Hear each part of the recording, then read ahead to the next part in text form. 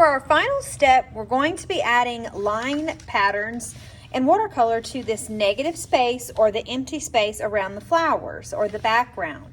So you're going to be using an oil pastel, just one color, because look how colorful our flowers are. Our emphasis or the main idea is our flowers painting in a vase, and we don't want to take away from that. So we just want to pick one color because we definitely have a lot of colors already. So one color oil pastel. It can be any color you want. It can be a color you've used a little bit or a color that you barely used at all. Whatever color you think, or a color that matches one of the flowers. And then you're going to decide what kind of lines you want to draw in this empty space. They can be solid lines or they can be broken lines. It can be anything from the page. So you have an idea sheet to show you on the front and the back whatever kind of line designs you want. I think I'm going to start with a straight line or a solid line on this one and then show you something a little different or a line with dots on the next one I do. So I think I'm going to do some horizontal lines. And notice I started on the left side and then I continued the line, but I didn't draw over my flowers, okay?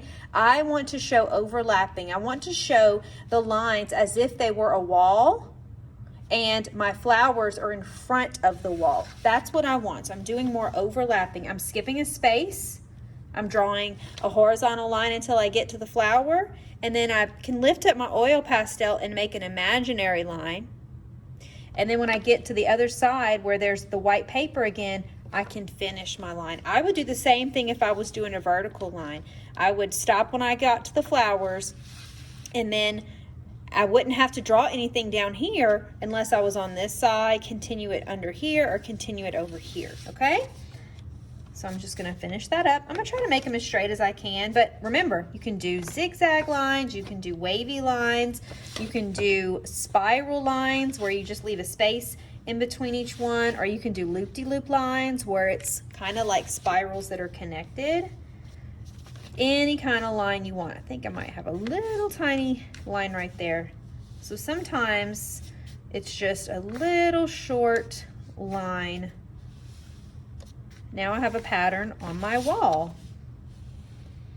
Okay, and after you do that, you're gonna pick a watercolor and you're going to paint over these lines. That's what I said. You're gonna paint over these lines because we're gonna do a special trick called resist, and I'm going to show you. So let me decide. I think I'm gonna go with orange. Only one color. Again, our emphasis or the main idea is the flower. It's already very colorful. We're gonna get a little bit of paint on our brush, and we're holding our brush like a pencil right behind the danger zone or the silver part. And remember to keep our brush pointed like a ballerina's tippy toes. No booty scooting ballet.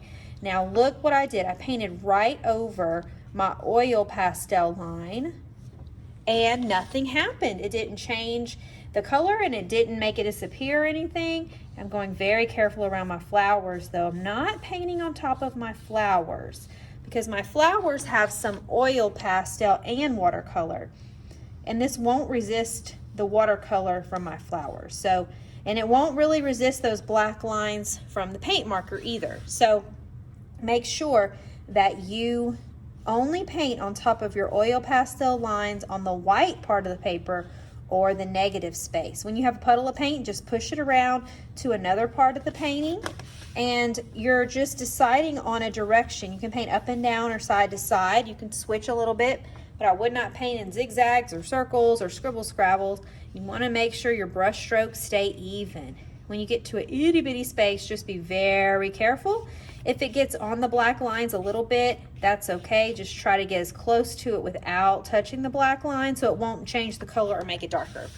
I'm gonna finish this up. I'm working on the left side first, and then I'm gonna work on the right side. And then I'll do another example of another kind of line.